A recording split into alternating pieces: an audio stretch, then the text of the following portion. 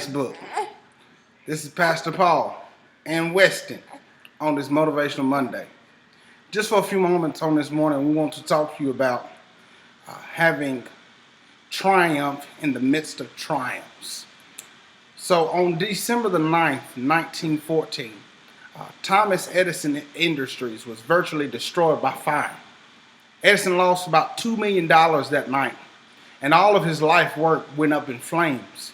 He was only insured for $238,000, but it did over $23 million in damage. Edison's son Charles, who was 24, and Thomas being 67, he ran around in panic looking for his father. When his father found him and he came to his father said, "Son, where's your mother?"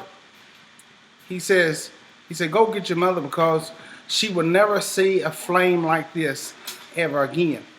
But the next morning, when Thomas Edison and his family was walking around the burning ashes of his building, of the industries, he says there's great value in disaster. He said in disaster, he says that all of our mistakes are burned up, and he said thank God that we can start over. Philippians 4 verses 11 through 13 says, "Not that I speak in respect of want, for I have learned in whatsoever state I am, therewith to be content." He says, "I know both how to be abased, and I know how to be abound."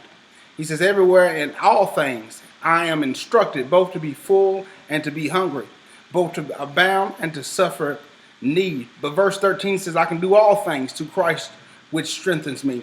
Paul was saying, he says, I've had it good. He says, I have it rough.